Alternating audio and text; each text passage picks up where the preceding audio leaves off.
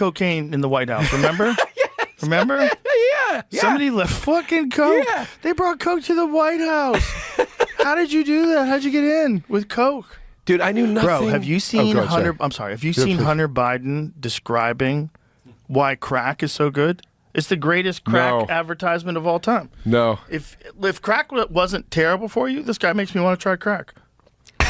I'm not going to. Don't do it. I'm not giving any advice, but I'm saying this guy, like, legitimately, this might be the best advertisement for crack of all time. I'm going to send it to you, Jamie. You're going to watch it and you're I'm oh excited. my God. I'm excited for this. I want to try crack.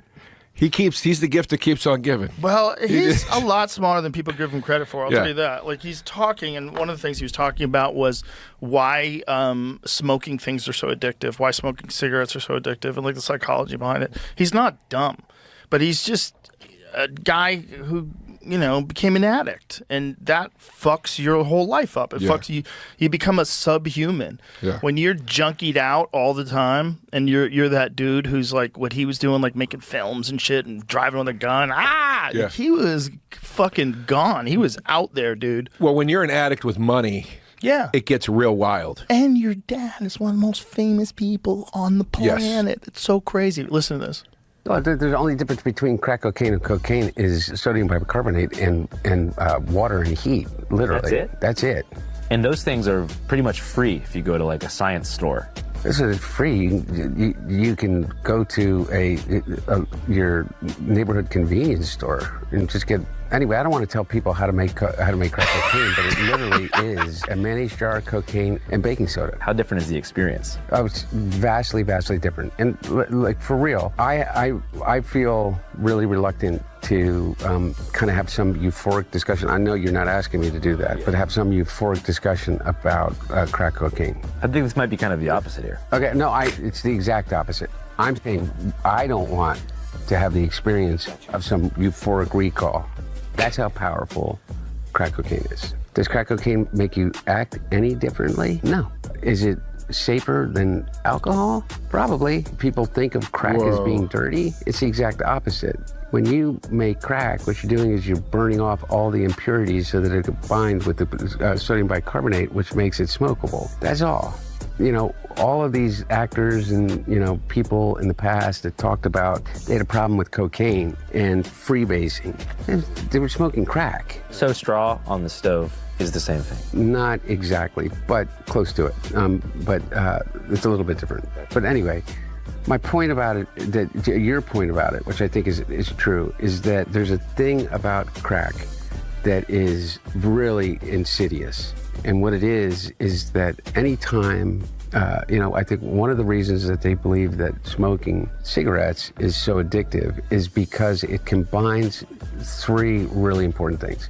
It's habit forming, there's an oral fixation, and there is a ritual combined with it. And so the idea of hand to mouth is a habit and a fixation that we learn very early, even as children.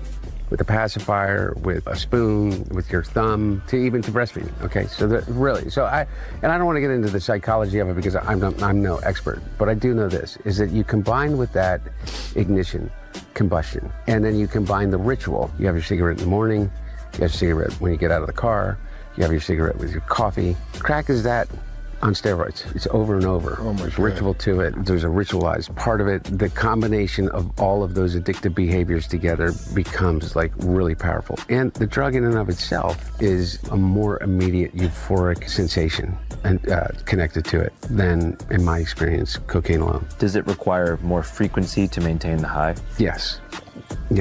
And the capacity to use more than you could otherwise with powder cocaine, just physically to be able to ingest it. Okay. So we should give that guy credit. Who's the dude who's interviewing him? Andrew Callahan, Channel 5. Well, he nailed it. He did a great job. That's the best ad for coke ever. It's the best. Best ad for crack ever. Yeah. And he could be president. How about that? How about that? That kid, How about that? He could. No bullshit. Hunter Biden, after all he'd been through, look, we all his dirty laundry's all out there. We all see it. He was a freak. Speaking of which, He's just smarter than his dad when his dad was young. And he was a crackhead. He spoke so eloquently about crack just then. I mean, that was. And by the way, you know what 2 words got me? What? Ignition was the first one. Yeah, Jesus, bro. And I forget the second word, but ignition. I was like, you got my ears here. But I have a friend that smoked crack. Oh my God, I have a couple. Yeah, and I said, what was it like? Like, describe it to me?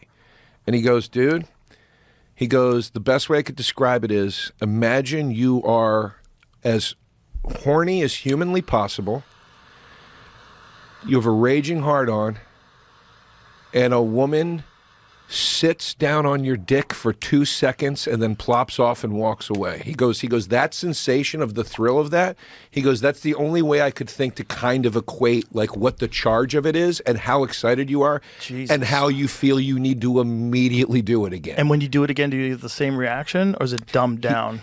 That I don't remember what he said, but I got the impression that it's kind of like, you know, it's that be, right? Just on repeat. It's the broken record of that. Up and down, and then big crashes. Yeah. I had a buddy in New York that smoked crack, and he would have these giant crashes. And one of the things that he would have to do is he would have to go to a store, like a liquor store, and get a 40 ounce of malt liquor. Okay. That was how he'd calm himself down from the crack. So, like, a lot of times I would pick him up. I would even drop him off when he was buying his shit back then.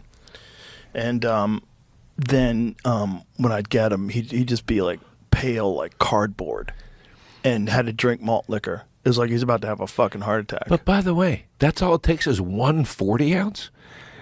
I'm thinking you'd need to fucking mainline a bottle of Jack Daniels to even out. He would get a couple of 40s. Okay. But 140 is